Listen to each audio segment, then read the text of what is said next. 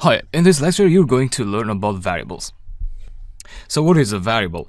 Well, a variable is like a container where you can store various data types in Python. For instance, this program now, this doesn't have any variable in it for now. So let me try and execute it. And you'll see that this prints out the hello string.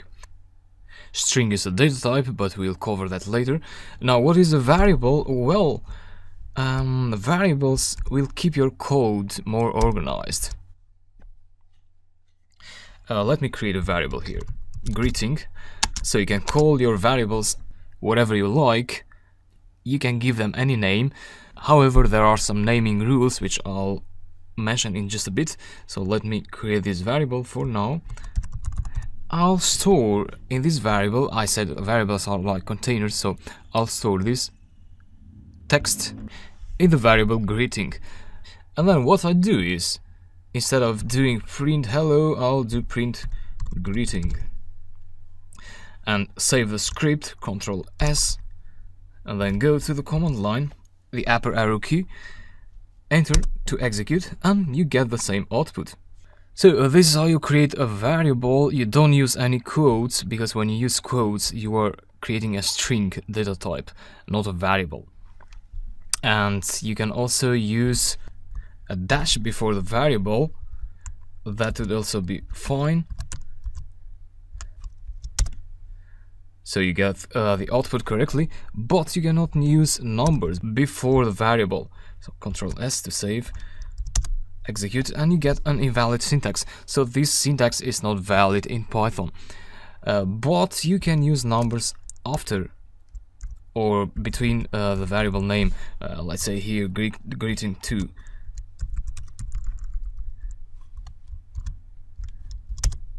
So that would be fine to use.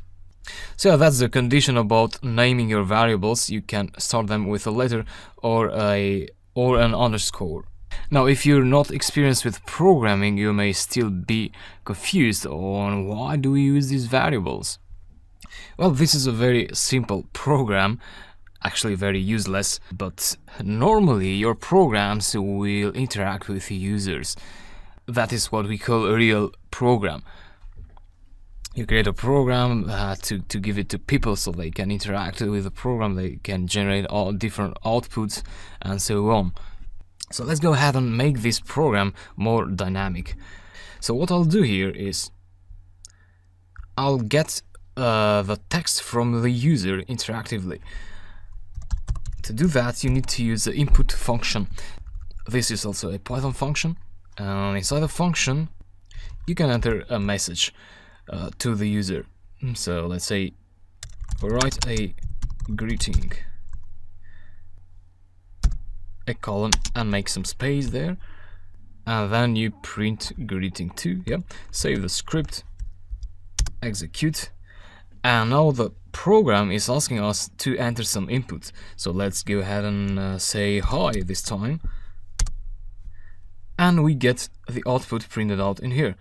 Hi. So what happened here is we created a variable, and that variable will store the value that the user submits in the command line here in the terminal.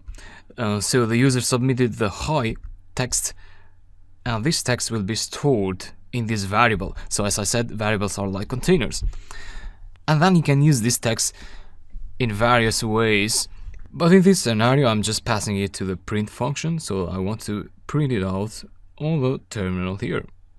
And the print function will get the value that is stored in the greeting2 variable and will print it out on the terminal. That's it. And yeah, I'd like to close this lecture now, and I'll see you in the next lecture.